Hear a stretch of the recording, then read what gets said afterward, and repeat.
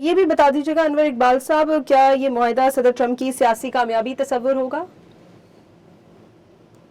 صدر ٹرمپ کو جو چاہتے تھے وہ تو ہو گیا، ان کے پاس ایک سمجھوتا ہو گیا. اگر سمجھوتے کی صورت میں جنگ رک جاتی ہے تو مڈ ٹرم الیکشن میں ان کی پوزیشن بہت مضبوط ہو جائے گی.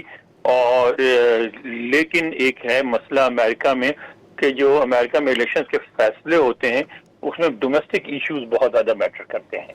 اور ڈومیسٹک ایشوز میں اب جو ہے مثلا قیمتیں کس طریقے سے کم ہوتی ہیں، ان کے جو امیگریشن کا جو ہے کی ایفرٹس ہے وہ کس حد تک کامیاب ہوتی ہے، وہ سارے مل ملا کے اس پہ امپیکٹ ڈالیں. کیونکہ امریکہ میں عام طور پر دیکھا یہ گیا ہے، عام طور پہ کیا صرف 2 دفعہ ایسا ہوا ہے حالیہ تاریخ میں جب وہ پارٹی جو وائٹ ہاؤس میں بیٹھی ہو مڈ ٹرم الیکشن جیت گئی ہو. ورنہ ہمیشہ یہ ہوتا ہے کہ جو پارٹی وائٹ ہاؤس میں ہوتی ہے وہ الیکشن ہار جاتی ہے. یہاں امریکہ میں ایک پیٹرن اس طرح امریکی ووٹر جو ہے وہ چیک اینڈ بیلنس برقرار رہتے ہیں کہ ایک پارٹی کو وائٹ ہاؤس دے دیتے ہیں، دوسرے کو کانگریس دے دیتے ہیں. تو یہ تو اس میں بہت ساری ڈومیسٹک پالیٹکس انوالو ہوگی. یہ نہیں کہا جا سکتا کہ دیکھیں امریکہ ایک سپر پاور ہے.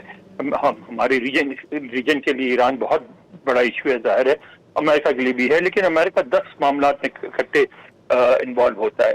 یہاں ایک محاورہ ہے، محاورتاً ایک بات کہی جاتی ہے کہ امریکی الیکشن کا فیصلہ اس بات پہ ہو جاتا ہے کہ بیئر کی قیمت بڑھے گی کہ بیئر کی قیمت گر جائے گی. اگر امریکی کو بیئر خریدتے ہوئے 4 پیسے زیادہ دینے پڑیں تو وہ پارٹی کے خلاف ووٹ دیتا ہے. تو یہاں ڈومیسٹک ایشوز بہت میٹر کرتے ہیں الیکشن میں. ٹھیک ہے انور اقبال صاحب، کیا اس معاہدے سے ایران پر عائد تمام پابندیاں ختم ہو جائیں گی یا ان میں مرحلہ وار نرمی ہوگی؟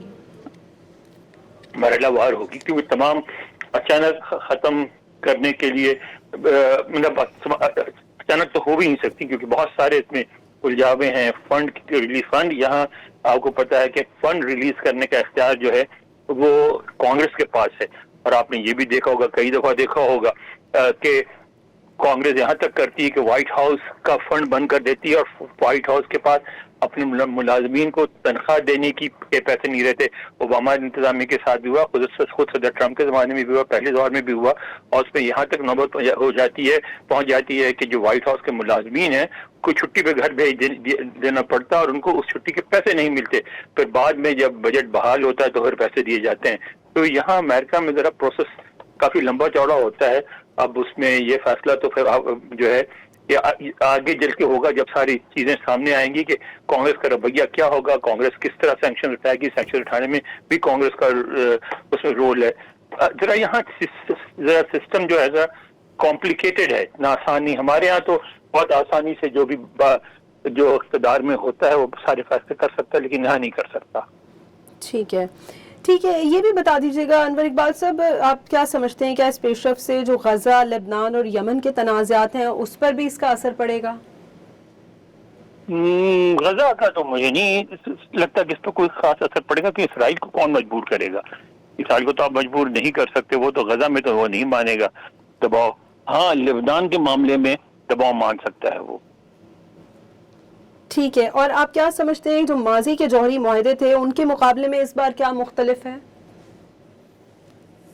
یہ تو انٹرپریٹیشن کی بات ہے. ایران جو اب تک جو چیز سامنے آئی ہے، ایران تو یہ کہہ رہا ہے کہ ہم جو ہے یورینیم کی افزودگی کا اختیار اپنے پاس رکھیں گے، جبکہ امریکی اس کو انٹرپریٹ اس طرح کر رہے ہیں کہ وہ چونکہ صرف سویلین نیوکلیر پلانٹ رکھنے کی اجازت ہوگی ایران کو، تو اس کو انریچڈ یورینیم دیا جائے گا اس حد تک جس حد تک کہ ضرورت ہوتی ہے ایٹمی بجلی پیدا کرنے کے لیے. اس سے زیادہ کا اس کو یورینیم دیا ہی نہیں جائے گا. ایران کو اس کی اجازت نہیں دی جائے گی کہ وہ نیوکلیر ہتھیار بنانے کے لیے یورینیم کی افزودگی کر سکے، انریچمنٹ کر سکے. تو یہ تو پھر بات جب آگے بڑھے گی، کیونکہ ابھی تو نیوکلیر پہ تو کوئی بات بھی نہیں ہوئی ہے نا. وہ کہا گیا ہے کہ اب بات چیت شروع ہوگی اور اس کے بعد پھر فیصلہ ہوگا. ٹھیک ہے، اور یہ بھی بتا دیجیے گا کہ کیا معاہدے پر عمل درآمد کی نگرانی کسی بین الاقوامی ادارے کے ذریعے ہوگی؟ دیکھیں بین الاقوامی ہاں مثلا اگر نیوکلیر اس پہ جو بھی سمجھوتا ہوگا اس کی نگرانی تو جو انٹرنیشنل ایٹمک انرجی ایجنسی جو IAEA وہی کرے گی.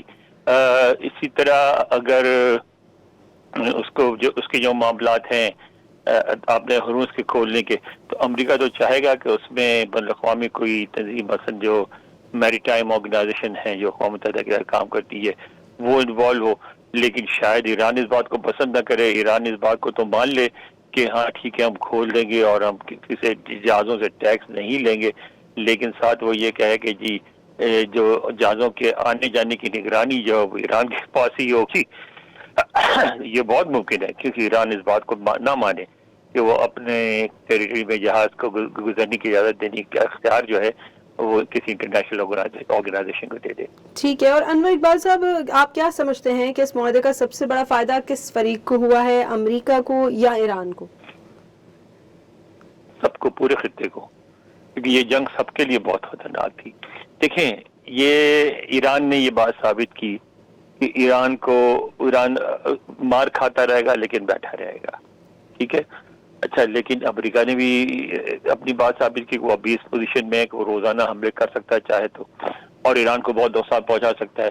معاشی طور پر بھی انہوں نے دھمکی دی تھی ایک وقت پہ جب لگتا تھا کہ کر بھی دیں گے، لیکن رک گئے کہ ایران کو انٹرنیشنل بینکنگ سسٹم سے نکال دیں گے. تو وہ امریکہ بھی ایران کو بہت نقصان پہنچا سکتا ہے. اچھا، اس کے بعد ایران کے پاس یہ آپشن تو نہیں ہے کہ ایران جواب میں نیو یارک یا واشنگٹن پہ حملے کرے، لیکن اس کے پاس یہ آپشن تو ہے کہ جس کو ابھی تک ایران نے اس کو اختیار نہیں کیا تھا، وہ یہ ہے کہ جو خلیج کے ممالک ہیں ان میں بلڈنگوں پہ حملے کر دیں. اب اگر آپ دیکھیں برج الخلیفہ اتنا بڑا، جتنی بڑی بلڈنگ ہے، جتنی بڑی بلڈنگ ہے اتنا بڑا ٹارگٹ ہے، آسانی سے اس کو گرایا جا سکتا ہے. ایران ساتھ لگا ہوا ہے، ساتھ بیٹھا ہوا ہے. اگر 10 میزائل مارے تو اگر ایران کوشش کرے تو اس میں سے 5 تو ٹھکانے پہ لگے جائیں گے، اور 2-4 میزائل لگے تو پوری بلڈنگ گر سکتی ہے. اس کے بعد پورا خطہ تباہ. آپ سوچیں اس کے نتائج کہاں تک جائیں گے. خود پاکستان پہ کتنے پڑیں گے کہ وہاں لاکھوں پاکستانی جاب کرتے ہیں یو اے ای میں. اگر یو اے ای میں یہ ڈیولپمنٹ رک جاتی ہے، بلڈنگیں گر جاتی ہیں، لوگ وہاں سے خالی کرا لیے جائیں گے، کچھ بھی نہیں بچے گا، تو پورے ملک میں پاکستان، بنگلہ دیش، انڈیا جیسے ملکوں میں کساد بازاری آ جائے گی، کیونکہ ان کے لوگ بڑی تعداد میں بے روزگاروں کے ملکوں میں واپس جائیں گے. جو ایک تبادلہ زر ہے، جیسے پاکستان کا تو دار و مدار جو ہے وہ فارن ایکسچینج پہ جو اوورسیز پاکستانیز بھیجتے ہیں وہ ختم ہو جائے گا. اچھا، پھر اس طرح کی اگر جنگ بڑھے گی تو جو سعودی عرب اس پہ بھی اس کا امپیکٹ پڑے گا، اور وہاں سے بھی لاکھوں لوگ وہاں کام کرتے ہیں وہ بھی مجبور ہو جائیں گے. پھر جو خطے کی صورتحال ہے لبنان کی، وہاں مطلب اسرائیل حملے کرتا رہے لیکن وہاں حزب اللہ کے لوگ موجود ہیں. ایک آبادی جو ہے اس کی تقریباً 25 سے 27% جو آبادی ہے اس کی ہمدردیاں ایران کے ساتھ ہیں، وہ وہاں موجود رہیں گے اور وہ لڑتے رہیں گے. یعنی ہر طرف ایک فساد پھیل جاتا ساری دنیا میں.